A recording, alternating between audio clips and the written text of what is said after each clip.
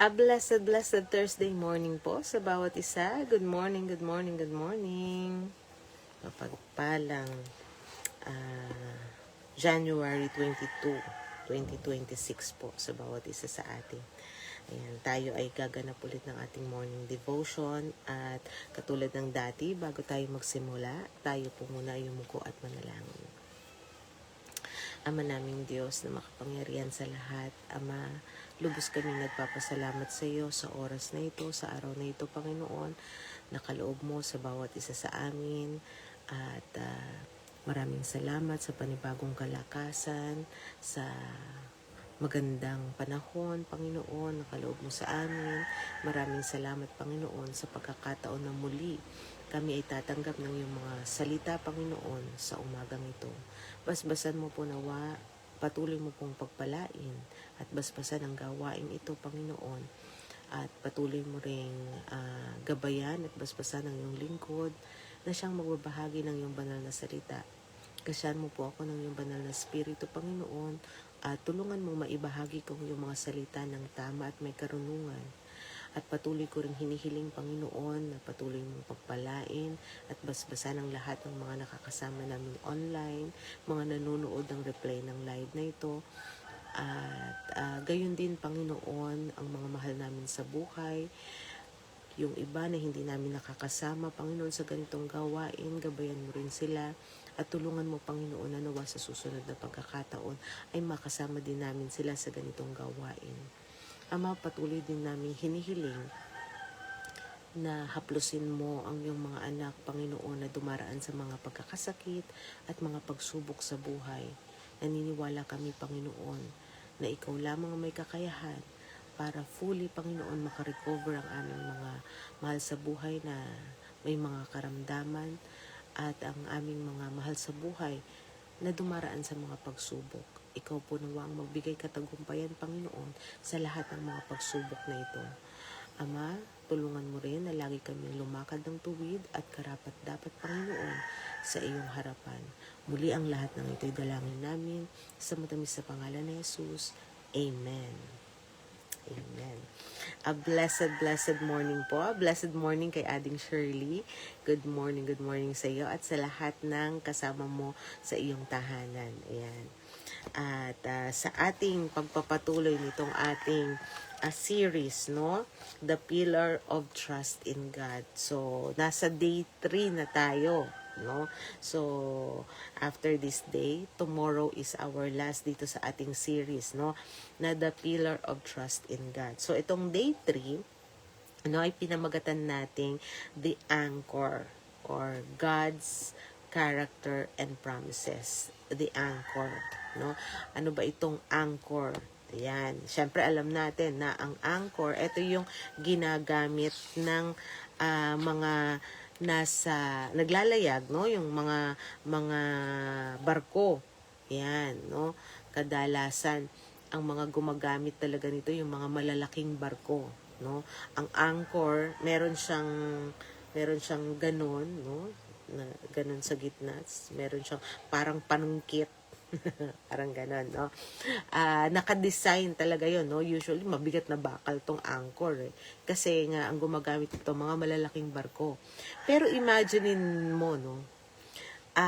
Ang gamit kasi nito, para stable, no? Kung halimbawa, ang isang bangka ay, kumbaga, ay magpa-park, no? Dito siya, dadaong siya, no? Hindi naman siya talaga pwedeng sumampa doon sa lupa talaga, no? Kasi mahirap na siyang umandar ulit. So, kung dadaong siya sa medyo malapit, no? Hihinto siya doon na tubig, no? Siguro mga ilang meters lang ay lupa na, no? So usually ganyan yung mga malalaking barko. Nakasakay na ba kayo? Kasi kami nung bata kami ay nagbabiyahe talaga kami dahil yung bunso kong kapatid, no? Si Ading John ay ipinanganak yan sa Mindanao. Yan. So ilang beses na ako nakasakay ng barko. So eto ay pagka nag-stop yan, hindi naman yun umaalis sa tubig, nasa tubig pa rin yan. Pero para to make sure na hindi siya ipapalaot, halimbawa biglang lumakas yung hangin o yung alon, no? Para hindi siya basta-basta madala, no? Kailangan ibababa niya yung angkla o yung anchor, no? At yung anchor na yon, pagka nakababa yon, no? At sabihin mo na medyo umatras ng konti yung barko, no? Kakawit kasi yun dun sa ilalim na ilalim, no? So hindi basta-basta, no, mag-move yung barko. So imagine mo yung sabi mo ganyang kalaki, no, na barko, ganun lang kaliit yung yung anchor, pero i-stable niya, no? I-stable niya yung malaking barko. Ganon yung anchor, no? So dito dito sa ating title, no, The Anchor, no, God's Character and Promises, no. Itong character na meron ng ating Panginoong Diyos at ang mga pangako na meron siya sa atin, no. Ito yung mga dagdag na pillars o pundasyon or ano bang tawag doon, poste, no, nitong ating tiwala sa ating Panginoong Diyos. Okay, so the core truth, ito yung pinakakatotohanan dito sa ating topic na ito, no. Trust is not a feeling, no, that we manufactured. Hindi ito damdamin lang, no, na binubuo natin sa ating sarili. Hindi ganoon ang tiwala, no.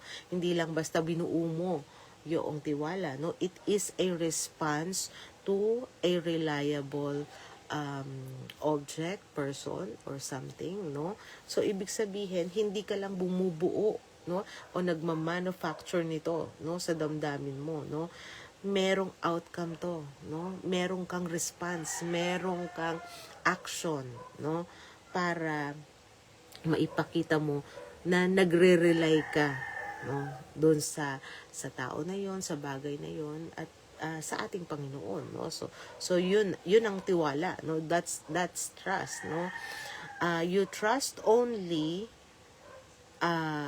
as stable as God you believe in. Yan, okay. So yung tiwala, no, yung tiwala is it makes us stable, no. Kumbaga kung nagtitiwala ka sa ating Panginoong Diyos, naniniwala ka sa Kanya, no.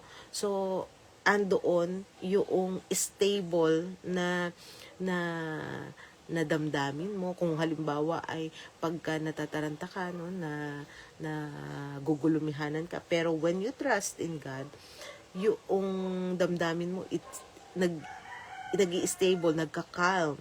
Ayan, no. So that's trust, no. Yun yung talagang katotohanan doon. So katulad ng mga nakaraan natin, ano, na napag-aralan, no, kailangan yung humility, kailangan yung surrender, at syempre itong kailangan yung ating connection, yan, no, yung prayer natin, no, yung wisdom, at yung iset natin yung mind natin, no, i-guard natin yung ating mind, no, para dito. And eto na ngayon yung karagdagan, no, dito sa ating anchor, sa ating sa pillar of trust in God, which is anchor, no, in God's character. So number 1 na pillar is the pillar of God's character. Yan. So the immutability of God. Ano itong immutability, no? So to trust God, we must understand this nature na tinatawag nating immutability. So itong immutability na ito, no, is the theological term meaning God does not change. Yan. So itong character na ito, no, na alam natin, no, ang ating Panginoong Diyos, hindi natin saklaw, no, yung kanyang kapangyarihan, yung kanyang kakayahan, pero, no, yung mga character niya, no, nare-reveal sa atin, no, sa pamamagitan ng banal na kasulatan, no, yung character ng ating Panginoong Diyos, no. Malalaman natin yan sa ating pagbabasa ng banal na kasulatan. At isa, no, dito sa kanyang character na napakahalaga, no, ay yung hindi siya nagbabago. God does not change, no. Malakay chapter 3 verse 6. Ayan, ako hindi ko yata naihanda yung aking Tagalog Bible verse kasi sa English in the Lord, yun, sinasabi niya rito na ang Panginoong Diyos ay hindi nagbabago. Okay. Okay. Sa Malakay. Malakyas. Okay, Malakay. Ayan. Chapter 3. Verse Verse 6. Malakay chapter 3, verse 6. Sabi niya rito, sapagkat ako, ang Panginoon, ay hindi nagbabago. Kaya kayo, o mga anak na lalaki ni Jacob, ay hindi nangauubos. Ayan. So, ito ay nung panahon ng Israelita, no? So, dito binanggit niya, no? Ito yung isang mababasa natin, no, sa Old Testament, no, na ang ating Panginoong Diyos ay hindi nagbabago. At hindi lang yan, alam ko marami pang verses, no? Siya mula noon hanggang ngayon. Yan. At syempre, yung kanyang sinasabi ay hindi rin niya nagbabago, no? Kasi maraming beses, no, na mapapansin niyo bakit parang nagko-contradict, no, yung nakasulat sa Old Testament, sa New Testament. Pero ang totoo niyan, kung aralin nating maigi, ang Panginoong Diyos, hindi siya nagbabago. So, kaya ito, ginagawa natin itong mga pag-aaral na ito, no?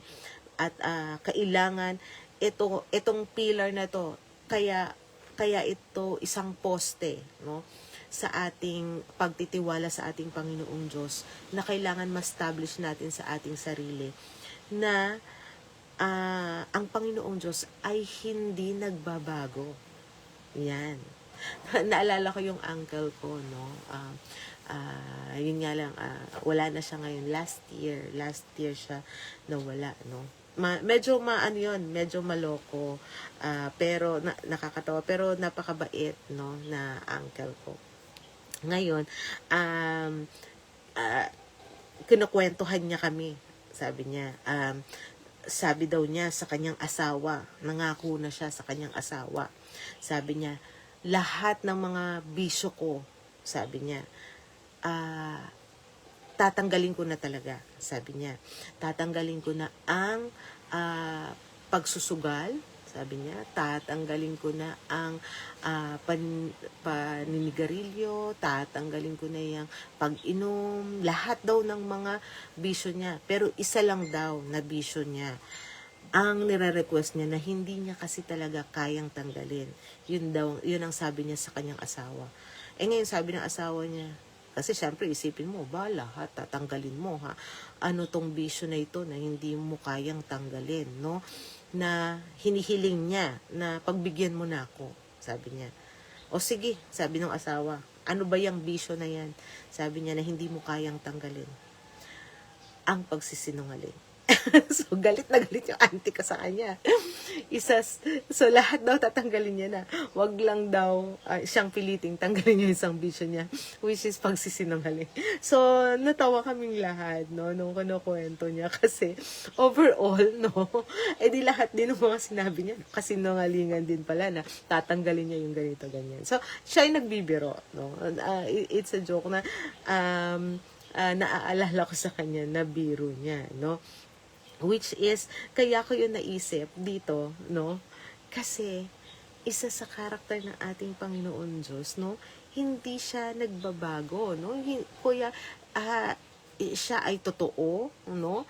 Lahat ng sinabi niya, hindi niya yan binabawi, no? Lahat ng kanyang ginawa, hindi niya yan babawiin lahat ng binigay sa'yo. Hindi niya yan, gusto niya talaga ibigay sa'yo. Ang pag-ibig niya, hindi nagbabago, hindi nagmamaliw, no? So, yun yung character ng ating Panginoong Diyos, no?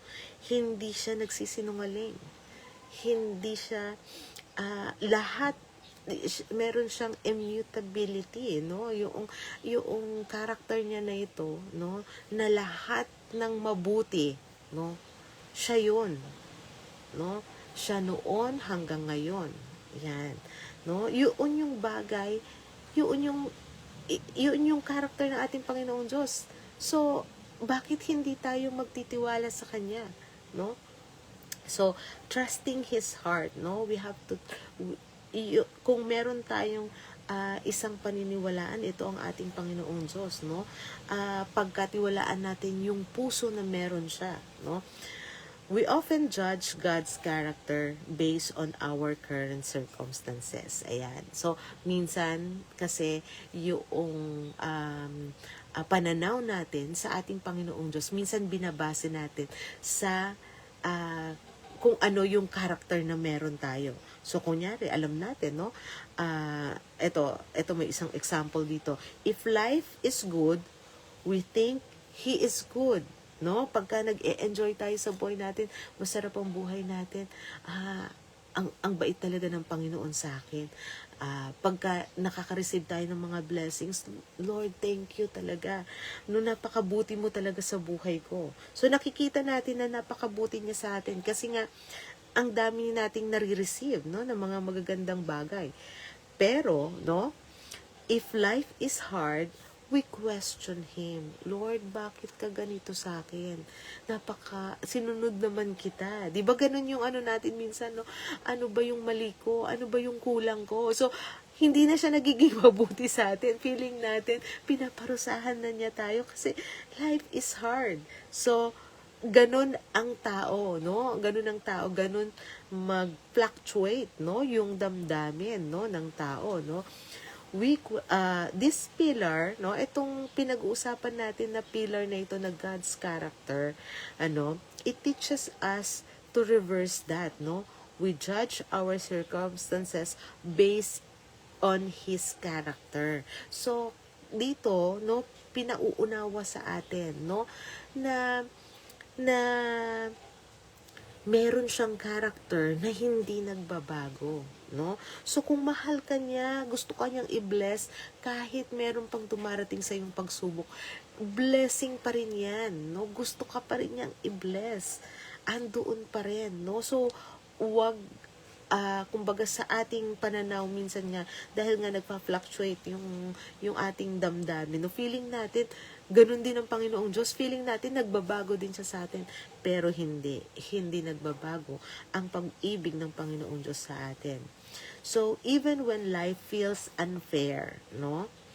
Or prayer seems answered, we lean on His sovereignty, no?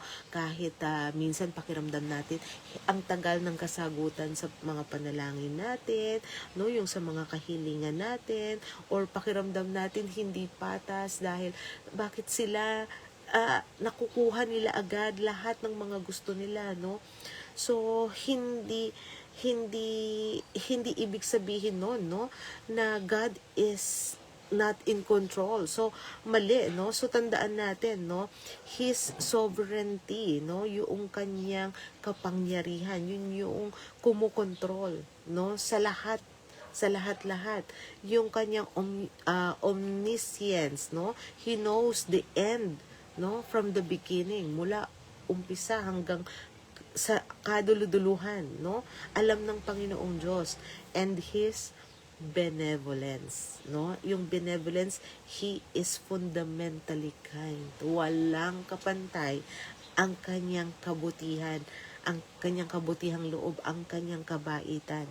As the famous saying goes, when you cannot trace His hand, you must trust His heart. Yan. So, hindi natin masaklaw yung kakayahan, no, ng ating Panginoong Diyos kung ano yung kaya niyang gawin.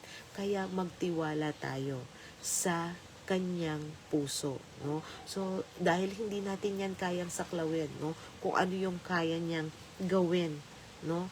Para sa lahat ng mga iniibig niya. Kaya, pagtiwalaan natin, no? Yung puso na meron siya. Kung yung kamay niya nga, ganun kalaki, no? Na hindi natin kayang saklawin yung kayang gawin. Lalo na yung pag-ibig niya sa atin. So, yon. So, yun yung character, no? Na, na isang malaking poste, no? Ng ating tiwala sa ating Panginoong Diyos. Number 2, the pillar of meditating and promises. Iyan, ang mga pangako. No?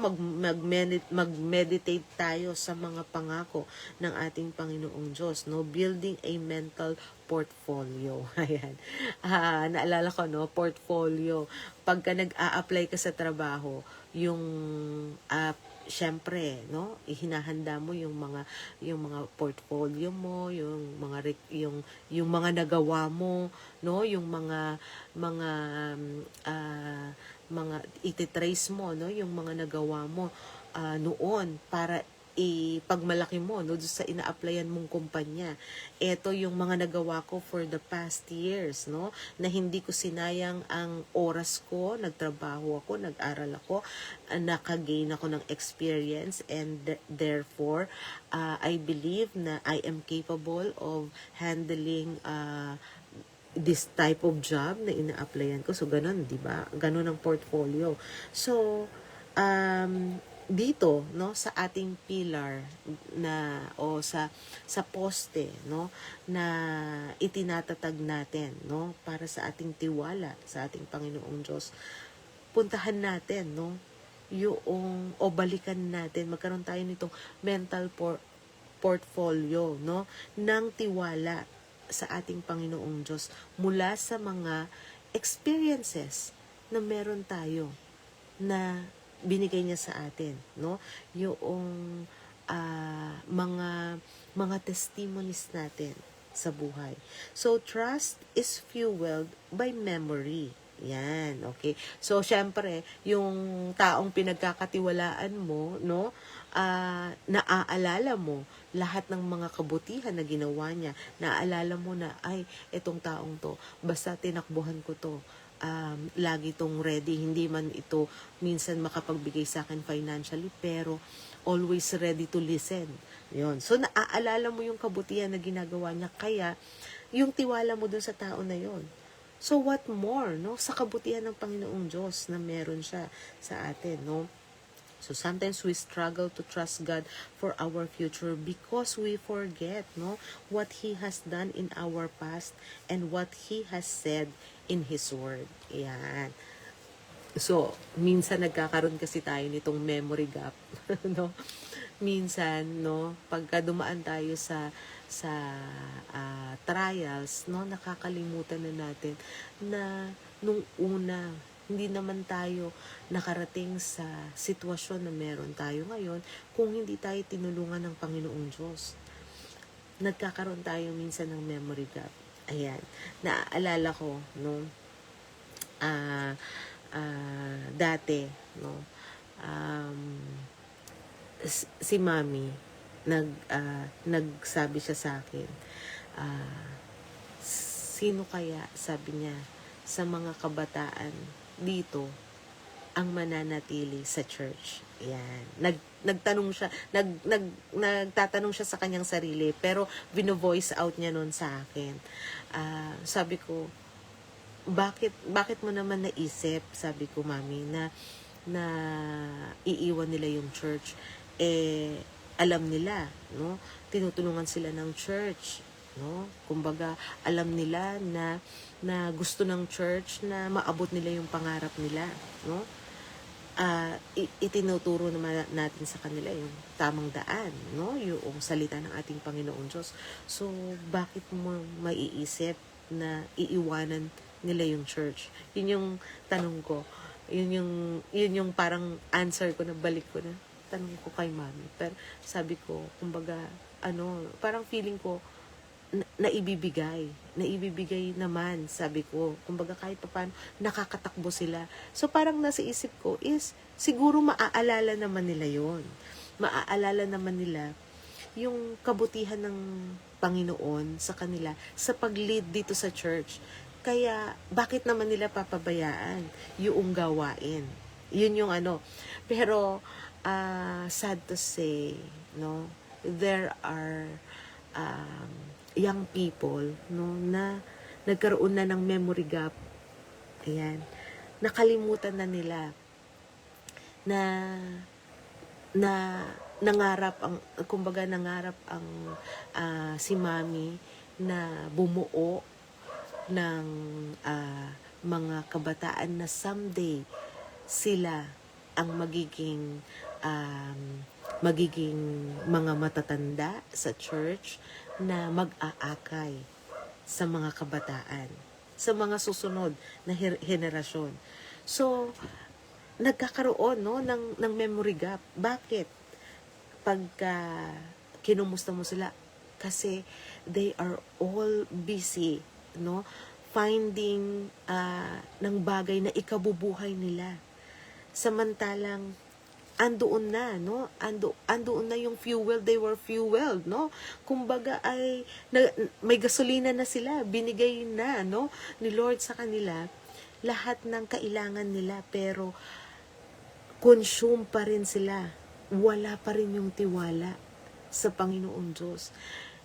Nawawala pa rin yung tiwala nila sa Panginoong Diyos. Pakiramdam nila pagka hindi sila gumawa, hindi nila in-spend yung oras nila, no, dito sa bagay na pagtatrabaho, pagsusumikap, no. Kaya yun na yung prioritize nila minsan, no, kasi ang feeling nila pag hindi nila ginawa to, hindi nila maaabot yung mga pangarap nila. Nakalimutan na nila na ang Panginoong Diyos inakay sila, no? Inakay sila para magkaroon sila nitong pag-asa. So, ganun ang tao. Nagkakaroon siya ng memory gap.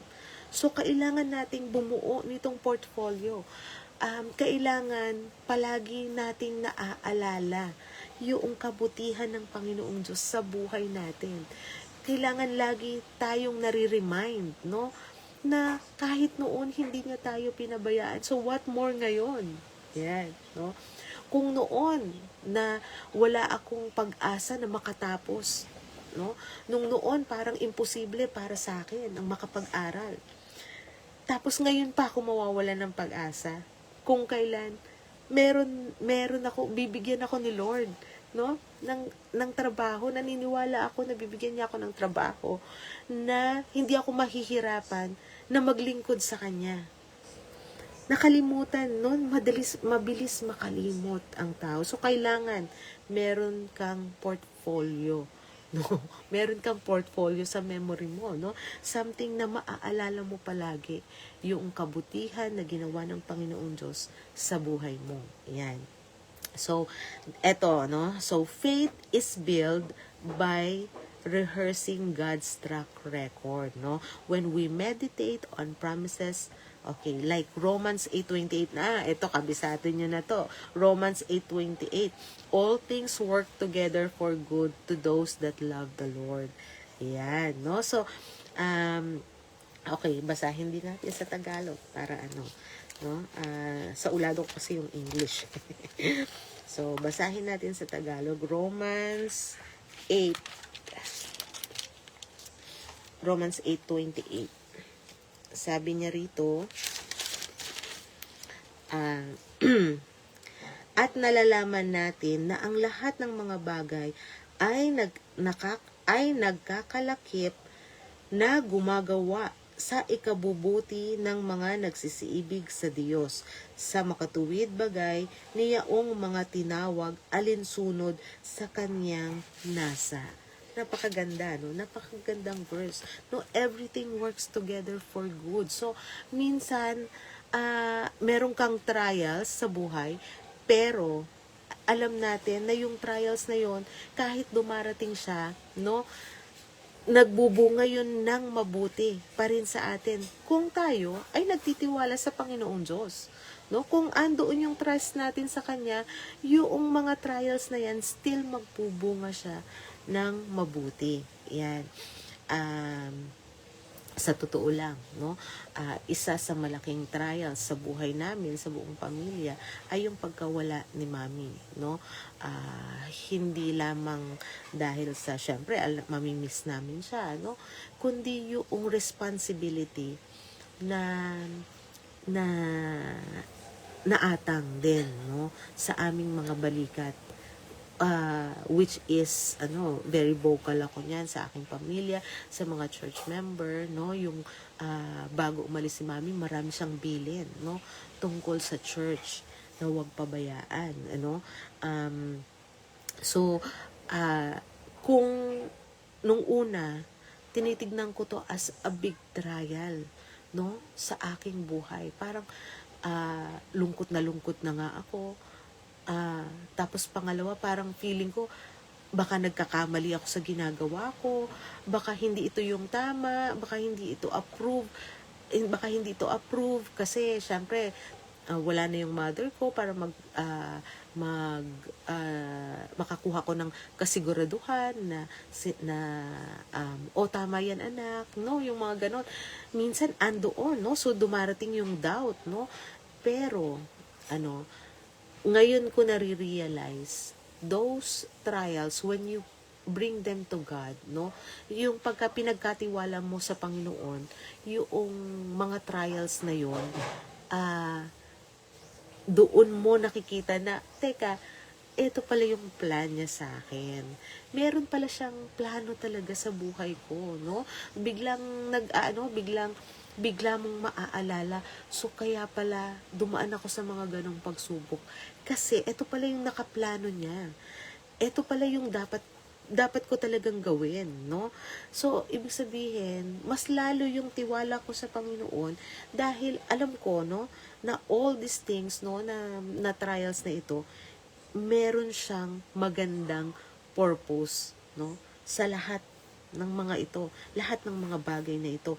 So, yung bagay na yon, no, kailangan ma-remind ako palagi ng kabutihan, no, na ginawa ng Panginoon Diyos sa akin. Kaya kailangan, alam nyo, etong mga devotion nga natin, kaya ako siya naisip, no, na isulat ko palagi, no, something na pwede kong balik-balikan, no, pwede kong alalahanin.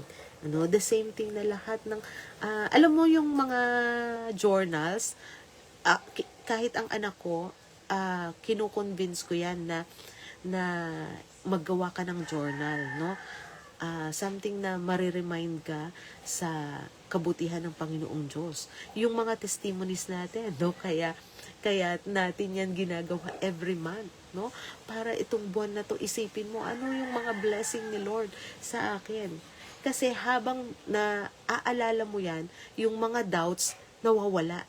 Ano man yung doubt na meron ka, pag naalala mo yung kabutihan ng Panginoong Diyos na ginawa niya sa'yo, nabubura yung lahat ng mga worry mo, lahat ng doubts mo, kasi maiisip mo, teka, mga nakarang araw, hindi naman ako nag-exert ng ganitong effort, pero nakasurvive kami. Yan. Yun yung maiisip mo. Katulad dati, dalawa kami ni Larry na nagtatrabaho or employed kami, dalawa ni Larry, no? Pero never kaming nakaano lang kami, nakatira lang kami sa bang tawag doon? Nangungupahan lang kami. Pero kung kailan nawalan ako ng, kumbaga wala akong trabaho, no? Kumbaga part-time na lang ako sa isang company, ilang months lang pagka nagtatrabaho ako. Hindi katulad nung dati na full-time kaming dalawa. Pero ngayon, may bahay ako, no? In God's blessing. So parang iniisip ko paano namin nababayaran tong mga bills namin sa bahay, sa sakyan. So minsan magtataka ka no? And kaya nitong naiisip namin magka-college na yung anak namin. Gusto namin ibigay sa kanya yung the best. So, andoon yung trust namin na, dati, hindi ko, nagtatrabaho kami dalawa, pero nangungupahan lang kami. Pero ngayon, si Larry lang ang employed, pero we were able to, God is has given us, no, this privilege. So what more, no, sa future ng anak namin. So yung mga ganun, no, it builds trust pagka naaalala mo yung kabutihan na meron ng Panginoong Diyos. Ayan. So last, no, last dito sa ating pillar sa araw na ito, no, is the pillar of faithfulness. Ayan. God is faithful. Lagi nating isipin yon, no? Choosing truth over emotion. Minsan, no? Sorry. Nai-emotion talaga ako. Pero yung katotohanan, no? Piliin natin yung katotohanan. Faithfulness is both an attitude of God and a requirement for the believers. Ang pagiging faithful ay character na meron ng ating Panginoong Diyos na dapat taglayin din natin ng mga Kristiyano, no? Ang Panginoong Diyos, God is faithful, no? God is faithful sa kanyang church pagka inaalala natin, no, kung papaano nagsimula ang gawain sa iglesia, no, mula sa Muntinlupa, sa Springville, and sa Bulacan, sa iba't ibang lugar, no? The same here, no? Isipin mo, God is so faithful, no, sa kanyang iglesia. And therefore ako, dapat lang din ako maging faithful sa ating Panginoong Diyos. God has been faithful to me, no? Ibig sabihin, hindi niya ako iniwan, hindi niya ako pinabayaan. So, bakit ko siya iiwan? Bakit ko siya papabayaan? Bakit ko papabayaan ang gawain para sa Kanya? Bakit ko papabayaan yung pananampalataya ko? Yun, yung mga bagay na yun, no? So, tignan din natin, no? Since it is a requirement for believers, basahin natin yung Hebreo, Kapitulo 10, versikulo 23. Hebreo, Kapitulo 10. Okay.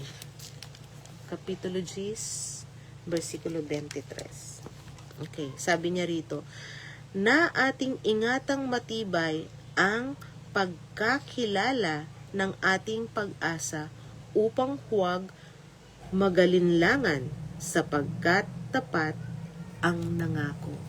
Ayan, no? Tapat ang ating Diyos. Tapat ang nangako. Lahat ng kanyang promises pwede nating panghawakan. God is faithful, no? So, we too should be faithful, no, to Him. So, so yun na nga, no? So it urges us to hold, no, an unwavering, no, hope. And we profess, no, for He who promised is faithful. Ayan. So trusting in uncertainty. So dito natin matetest, no, yung ating tiwala sa ating Panginoong Diyos dun sa mga sitwasyon na hindi natin ina-expect, no, na dapat nakalagak pa rin yung tiwala natin sa ating Panginoong Diyos. So the trust is only tested when we are in the middle of the trial. So the space, no, between the promise and fulfillment. So yun, no. So ang trial is at the middle, no, nasa gitna ng pangako at ng katuparan. Andoon yung pagsubok, nasa kalagitnaan nun, no. So doon, no. So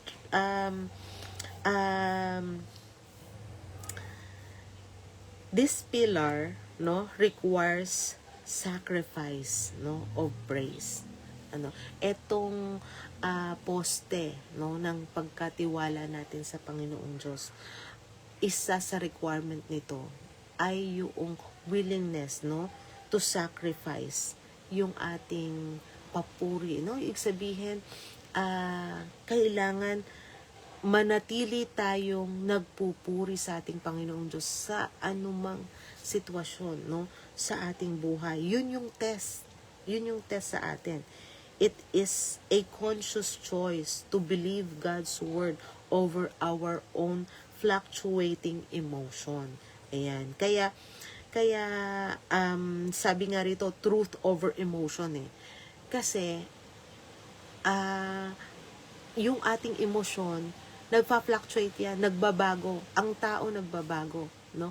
Minsan you're high, no?